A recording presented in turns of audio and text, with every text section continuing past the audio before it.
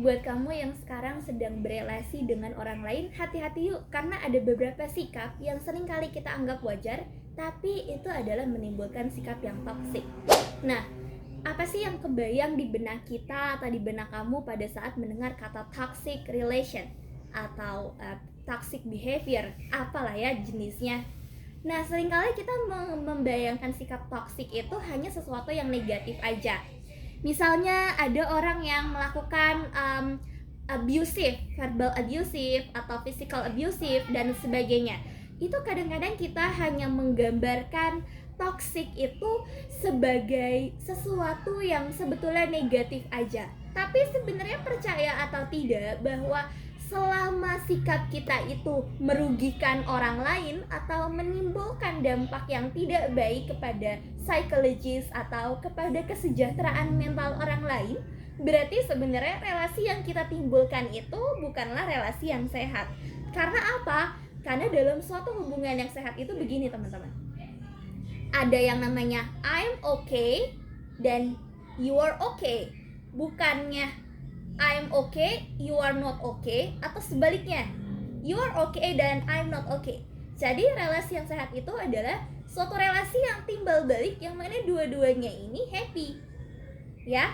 Nah, sekarang apa aja sih? Yang pertama, ayo kita cek ya, apakah kita juga termasuk yang melakukannya? Yang pertama adalah melarang orang lain untuk bersedih atau memaksakan untuk orang lain itu untuk ikhlas atau bersyukur. Nah, pernah nggak nih teman-teman misalnya nemu ini, ada teman kalian yang lagi curhat gitu ya, tau nggak sih, aku tuh sedih banget, bla bla bla kayak gitu, dia curhat, terus kemudian kita kayak gini, ya udahlah, baru juga cuman segitu, atau ya udah bersyukur aja, masih banyak kok yang lebih susah dari kamu, tau nggak? Atau bahkan kita ngebanding-bandingin pengalaman kita. Aku tuh dulu tuh ya jauh lebih parah, tapi aku tuh bisa. Nah, seakan-akan sikap seperti ini memang lumrah atau normal ketika kita menghadapi orang lain yang curhat. Tapi percayakah bahwa ada salah satu pakar yang bilang begini, mulut kita itu, kenapa Tuhan menciptakan dua telinga dan satu mulut? Karena dia pengen kita lebih banyak mendengar. Karena mulut kita ternyata bisa membuat seseorang mengakhiri hidupnya hanya karena satu perkataan kita aja. Dan telinga kita bisa aja menyelamatkan nyawa seseorang. Karena apa? Karena ketika misalnya orang lain lagi curhat, meskipun menurut kita nih masalahnya sepele gitu ya, tapi ya udah kita dengerin aja. Dengerin, oh ya udah gitu ya. Ya udah. Boleh jadi nih orang ini yang tadinya dia sudah berpikiran pengen berakhir dari dunia ini, jadi nggak jadi. Gara-gara apa? Gara-gara dia menemukan kekuatan baru gitu. Jadi mengharuskan orang lain untuk tetap selalu kuat dan tetap selalu sabar, itu namanya adalah toxic positivity. Artinya apa? Toxic positivity itu adalah racun, tapi sebenarnya bungkusnya positif gitu. Ya udah, kamu tuh jangan sedih kayak gitu aja, nangis, sabar dong gitu ya. Itu sebenarnya adalah toxic positivity. Karena gini teman-teman, satu masalah dengan orang yang berbeda pasti akan menghasilkan respons yang berbeda. Boleh jadi masalahnya sama, dulu juga kamu pernah mengalami masalah yang seperti ini, tapi ketika misalnya nih ada orang lain yang mengalami masalah yang serupa, boleh jadi responsnya akan berbeda gitu. Itu namanya kita harus menghargai itu gitu ya. Yang kedua, sikap toksik yang selanjutnya adalah kita tidak menghargai yang namanya boundaries atau batasan. Nah, ini teman-teman, di dalam hidup orang ya, batasan itu ada yang namanya Dr. Henry Cloud. Dr. Henry Cloud itu adalah seorang tokoh, penulis juga. Beliau mengemukakan bahwa boundaries itu sama seperti rumah ya. Kalau kita punya rumah nih, rumah ini ada pagar. Pagar ini adalah boundariesnya. Nah, boundaries tuh misalnya begini, kalau kita ibaratkan ke rumah ya, mana bagian-bagian ruangan yang semua orang itu bisa masuk, keluarga kah, teman kah, sahabat kah, saudara kah, pokoknya oh ini batasannya sampai sini orang bisa masuk gitu. Atau mana bagian ruangan yang tidak semua semua orang lain itu boleh masuk seenaknya. Itu namanya adalah boundaries. Boundaries itu begitu.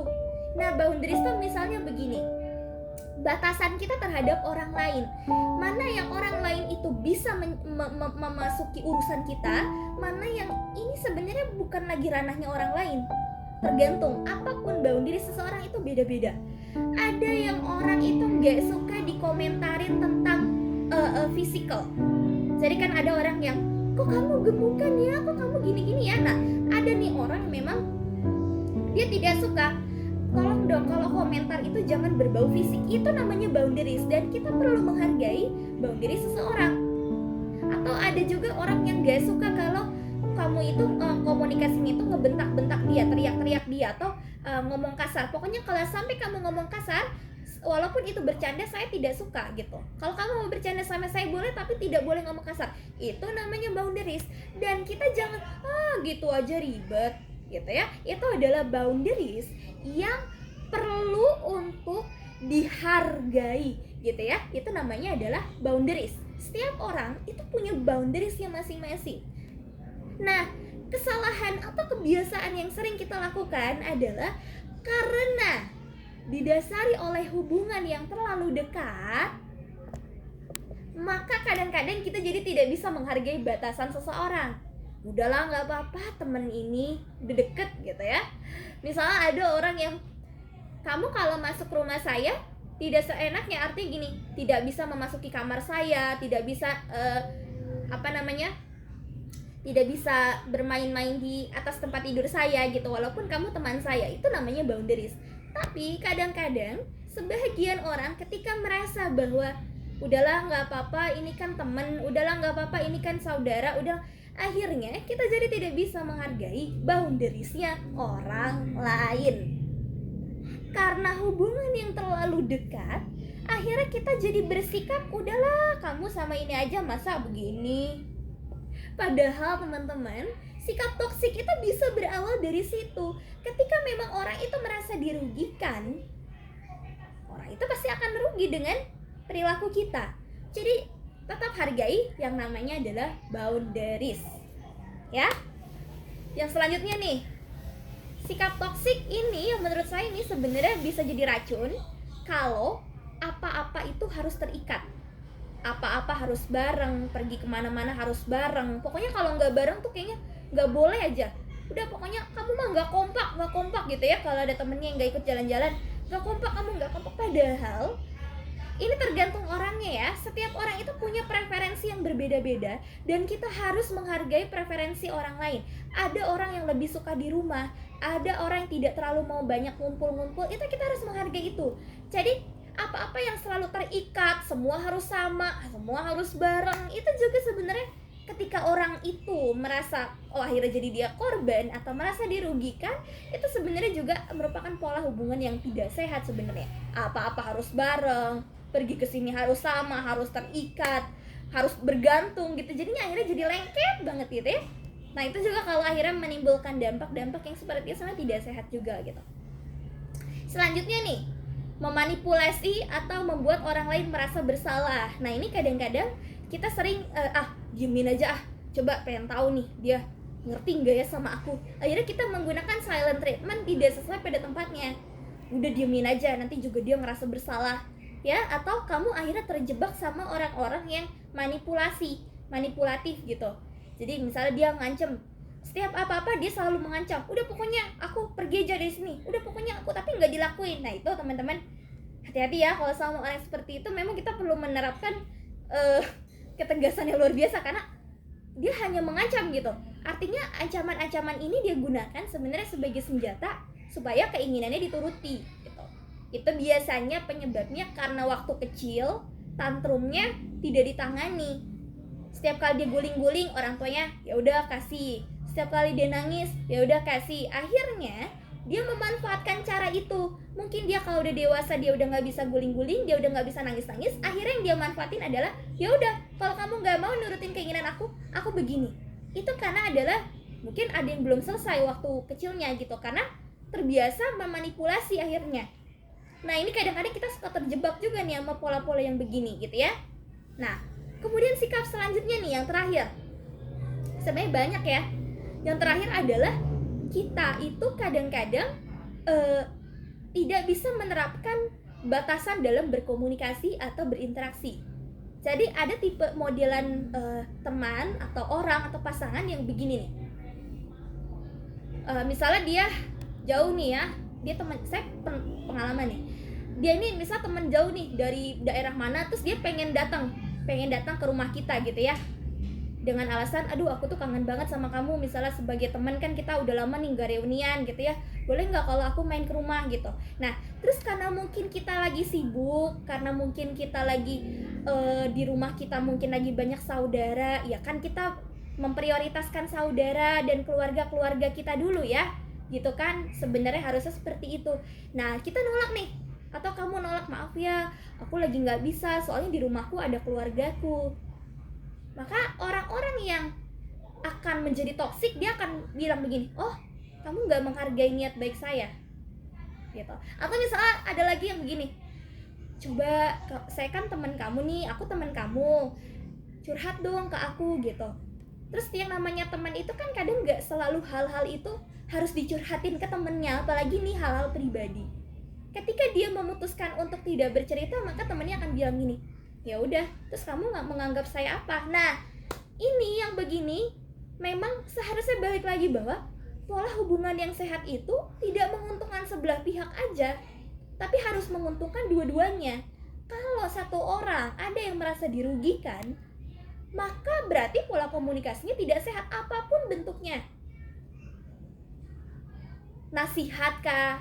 Memberi nasihat apalagi tanpa diminta, memberi saran tanpa diminta, itu juga sebenarnya merupakan suatu yang konotasi yang memang kurang bisa ditoleransi. Karena apa? Karena balik lagi bahwa contoh nasihat sederhana. Nasihat itu ibaratnya kayak kita memberikan satu berlian atau bunga. Tergantung cara kita memberikannya gimana gitu ya, apakah dengan nih gitu ya, atau misalnya kita bikin bunganya gitu ya, terus kita bikin surat yang indah, terus ini bunga untuk kamu gitu, atau gimana gitu. Itu kan sebenarnya tergantung jadi pengemasannya. Jadi sikap toksik itu tidak hanya sesuatu yang sifatnya kasar, yang sifatnya abusive, kekerasan, tapi bisa berawal dari yang sebenarnya kita sepele, dan kadang-kadang kita juga tanpa sadar merasakan itu dari orang lain, atau melakukan hal tersebut kepada orang-orang yang di sekitar. Tadi tidak menghargai batasan ya, udahlah kamu mah harusnya kamu tuh nggak begini kan, ini kan sama teman sendiri tuh, harusnya kamu mah gitu, dengan alasan hubungan yang terlalu dekat sebenarnya, status gitu ya, atau memanipulasi, kita jadi manipulasi orang, coba pengen tahu nih dia diginiin nih gitu ya, atau silent treatment juga tergantung konteksnya ya. Terus misalnya tadi tidak bisa menghargai batasan dalam berkomunikasi, gampang sekali merasa tidak dihargai, padahal sebenarnya niat kita itu bukan berarti tidak menghargai orang lain. Ketika misalnya kita menolak pemberian orang lain, misal maaf ya saya sudah kenyang, atau maaf ya aku kayaknya untuk saat ini aku nggak makan, kan bukan berarti kita tidak menghargai orang itu kan. Artinya kecuali mungkin kita menolaknya dengan terang-terangan, enggak, aku nggak suka gitu, salah juga. Tapi ketika kita memberikan alasan yang logis, kan bukan berarti kita tidak menghargai si pelaku atau si orang ini gitu. Jadi ketika ada orang yang mudah sekali merasa tidak dihargai, kamu udah mengabaikan saya, padahal kita juga nggak mengabaikan dia gitu. Nah itu memang permasalahannya ada di pada orang itu. Ya lebih baik alih-alih kita tetap mengurusi, ada kalanya kita juga tetap memberi space, memberi batas. Bukan berarti memutuskan hubungan ya, aku nggak mau lagi berteman sama kamu, tapi maksudnya memberi batas gitu. Oke, kita ngomong, kita tetap mau berteman, tapi seperlunya aja, atau kita hanya ngomong ke si orang ini ya udah seperlunya aja. Jadi tidak bersikap yang nice atau yang seperti kita dengan teman-teman lain pada umumnya.